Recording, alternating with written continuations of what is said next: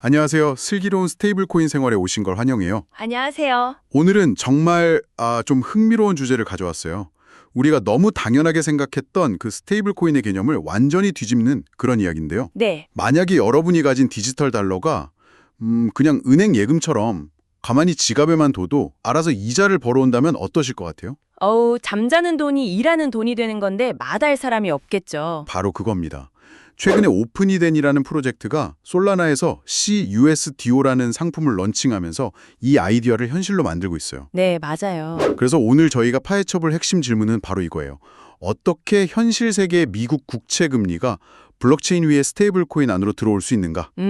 아마 이 구조를 이해하고 나면 스테이블 코인을 보는 눈이 완전히 달라지실 겁니다. 네, 이게 단순하게 그냥 1달러짜리 교환 수단, 이걸 넘어서요. 새로운 금융자산이 탄생했다. 이렇게 볼 수 있는 아주 중요한 변화거든요. 그럼 바로 시작해보죠. 이른바 RWA 기반 수익형 스테이블 코인이라는 게 대체 뭔가요? 우리가 알던 USDT나 USDC랑은 근본적으로 뭐가 다른 건가요? 아주 좋은 시작점이에요. 이걸 이해하시려면 먼저 우리가 익숙한 USDT나 USDC가 왜 이자를 안 주는지부터 생각해 봐야 해요. 그렇죠. 이 스테이블 코인들은 발행사가 준비금으로 달러 현금이나 단기 채권 같은 걸 가지고 있잖아요. 네네. 그리고 1코인이 1달러의 가치를 유지하는 거, 이게 유일한 목표예요. 그렇죠. 가치를 안정적으로 딱 고정시키는 게 핵심이었죠. 그래서 스테이블 코인인 거고요. 맞아요. 그 준비금에서 혹시나 약간의 수익이 발생하더라도 그건 그냥 발행사의 수익이지 코인 보유자한테 놔둬주지는 않아요. 우리는 그냥 디지털 달러를 사용만 할 뿐이죠. 그렇죠. 그런데 오늘 다룰 USDO나 CUSDO 같은 모델은 아예 출발선부터가 달라요. 이들의 담보자산은 바로 토큰화된 미국 국채입니다. 여기서 모든 차이가 시작돼요. 담보가 현금이 아니라 미국 국채다. 이게 그렇게 결정적인 차이를 만드나요? 전통금융에서는 사실 되게 흔한 자산이잖아요. 전통금융에서는 흔하지만 이게 온체인으로 들어오는 순간 엄청난 의미를 가져요. 미국 국채는 중요한 특징이 두 가지가 있잖아요. 세계에서 가장 대표적인 안전자산이라는 점, 그리고 동시에 정해진 이자를 지급하는 자산이라는 점. 네네. 이자를 주죠. 바로 이 국채에서 나오는 현실 세계의 금리, 그 수익 자체를 코인 가치에 직접 녹여낸 게 이 새로운 스테이블 코인의 핵심 아이디어입니다. 와, 잠깐만요. 그러니까 스테이블 코인의 담보물이 스스로 일을 해서 돈을 벌고 그 수익을 코인 보유자들한테 돌려주는 구조라는 거네요? 정확합니다. 이걸 한 문장으로 정리하면 딱 이렇게 돼요. 미국 국채를 담보로 하는 온체인 달러라서 국채 금리가 자동으로 따라붙는 구조. 와, 더 이상 스테이블 코인이 지갑에서 잠자는 돈이 아니라 스스로 이자를 벌어오는 생산적인 자산이 되는 거죠. 온체인 달러에 국채 금리가 따라온다. 이 말이 귀에 쏙 들어오네요. 네. 그런데 이걸 구현하는 방식이 한 가지만 있는 건 아닌가 봐요. 자료를 보니까 USDO도 있고 또 솔라나에 나온 건 CUSDO라고 하던데 이게 그냥 이름만 비슷한 건가요? 아니면 뭔가 근본적인 차이가 있나요? 바로 그 지점이 이 모델의 기술적인 깊이를 보여주는 아주 재미있는 포인트예요. 그래요? USDO와 CUSDO 둘의 가장 큰 차이는 수익을 어떻게 보여주고 나눠주는가 하는 그 방식의 차이에 있어요. 수익 표시 방식이요? 네, 먼저 USDO는 리베이싱 방식을 써요. 이건 아주 직관적이에요. 리베이싱. 네, 매일 정해진 시간에 제 지갑에 있는 USDO 토큰의 개수가 마법처럼 늘어나는 거예요. 개수가요? 네, 예를 들어서 제가 100 USDO를 가지고 있고 연 이율이 5%다. 그러면 다음날 지갑을 열어보면 100.013 USDO 이런 식으로 토큰 숫자가 야금야금 늘어나 있는 거죠. 오, 그건 정말 은행 앱에서 이자 붙는 거 보는 느낌이랑 똑같겠네요. 사용자 입장에서는 이해하기 너무 쉬운데요. 그렇죠. 그럼 이게 거의 완벽한 방식 같은데 CUSDO는 왜 또 필요한 거죠? 그게 바로 DeFi, 그러니까 탈중앙 금융세계의 딜레마입니다. 사람한테 직관적인 게 기계, 즉 스마트 컨트랙트에게는 재앙일 수가 있거든요. 재앙이요? 네, 방금 말씀드린 것처럼 토큰 개수가 매일 바뀌는 건 다른 디파이 프로토콜이랑 연동될 때 엄청난 문제를 일으켜요. 기계에게는 재앙이다. 좀 더 구체적으로 예를 들어 주실 수 있나요? 물론이죠. 디파이를 흔히 돈 레고라고 부르잖아요. 네, 그렇죠. 여러 금융 서비스를 블록처럼 조립해서 새로운 걸 만드니까요. 그런데 리베이싱 토큰은 매일 크기가 바뀌는 레고 블럭 같은 거예요. 아하. 이걸로 뭘 만들려고 하면 구조가 되게 불안정해지겠죠? 가령 대출 프로토콜에 이 토큰을 담보로 맡겼다고 한번 생각해 보세요. 프로토콜은 담보물의 수량을 기준으로 돈을 빌려줘야 하는데 담보 수량이 제멋대로 바뀌어버리니까 계산이 꼬이고 심하면 시스템 전체가 위험해질 수도 있어요. 아, 개발자 입장에서는 정말 골치 아프겠네요. 매일 수량이 변하는 토큰을 지원하려면 모든 프로토콜 코드를 복잡하게 다 수정해야 할 테니까요. 네네. 이게 바로 그 조합성이 깨진다는 의미군요. 바로 그거예요. 그래서 CUSDO는 접근법을 완전히 달리했어요. 컴파운딩 방식을 쓰는데 이건 지갑에 있는 토큰의 수량은 100개로 절대 변하지 않아요. 잠깐만요. 수량이 그대로면 수익은 어떻게 받아요? 그럼 이자가 없는 거 아니에요? 좋은 질문입니다. 수익은 토큰 1개당 가치가 복리로 꾸준히 오르는 방식으로 반영돼요. 아, 가치가 오른다. 네, 처음에는 1C USDO가 1단어였다면 시간이 지나면서 1C USDO의 교환 가치가 1.01달러, 1.02달러 이렇게 계속 올라가는 거죠. 지갑에 든 토큰 개수는 100개 그대로인데 그 100개의 구매력이 계속 강해진다고 생각하시면 돼요. 어제는 100개로 커피 20잔을 샀다면 1년 뒤에는 같은 100개로 21잔을 살 수 있게 되는 거죠. 아, 그럼 이건 엄밀히 말해서 1달러에 고정된 스테이블 코인은 아니게 되는 거네요. 가치가 계속 변하니까요. 오히려 가치가 우상향하는 초안전 자산에 가까운 느낌인데요. 정확히 보셨어요.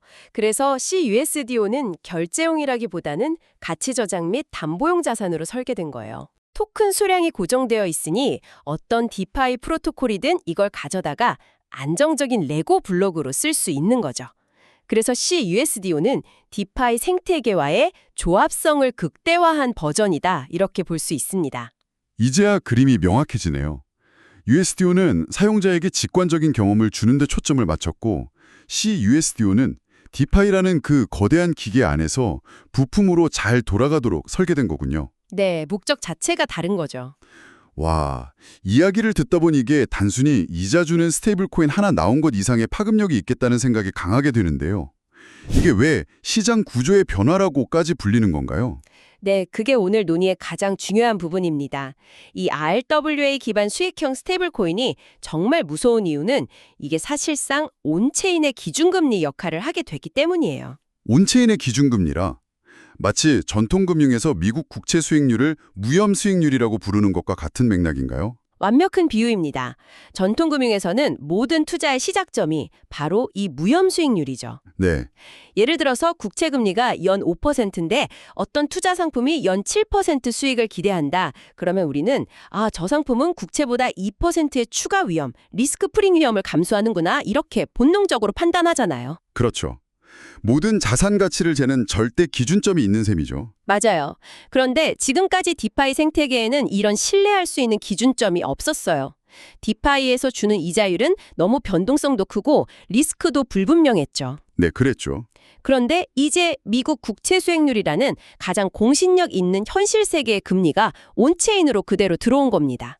이렇게 되면 디파이의 모든 영역이 이 새로운 기준점을 중심으로 재편될 수밖에 없어요. 모든 영역에 재편된다니 상상만 해도 엄청난데요?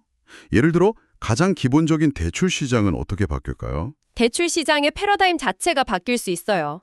지금까지는 대출을 받으면 당연히 이자를 내는 게 상식이었죠. 내가 맡긴 담보물은 그냥 묵혀 있을 뿐이었고요. 그렇죠. 그런데 만약 내가 맡긴 담보물, CUSDO 자체가 연 5%씩 스스로 불어난다면 어떻게 될까요? 대출 이자율이 3%라면 저는 돈을 빌렸는데 오히려 시간이 지날수록 제 총자산이 늘어나는 마법 같은 상황이 벌어지는 거예요. 잠깐만요. 돈을 빌렸는데 자산이 늘어난다니? 이건 대출의 개념을 비용에서 기회로 바꾸는 거네요. 레버리지 투자의 성격이 완전히 달라지겠어요? 그렇죠. 파생 상품이나 구조화 상품 시장은 더 큰 기회를 맞이할 겁니다. 무위험에 가까운 수익률 앵커가 생겼으니까 이걸 기반으로 훨씬 안정적인 상품 설계가 가능해져요. 예를 들어서 기본 국채 수익률 5%는 보장하고 특정 조건이 만족되면 추가 수익을 드립니다. 같은 원금 보장형 상품.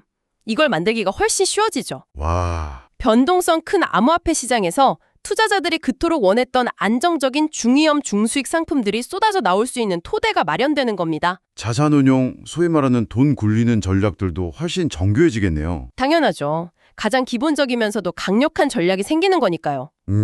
미국 국채 수익률 5%라는 단단한 기초 수익을 바닥에 딱 깔아두고 그 위에 온체인에서만 가능한 다양한 알파 전략, 예를 들면 유동성 공급이나 파밍 같은 걸 결합하는 거죠.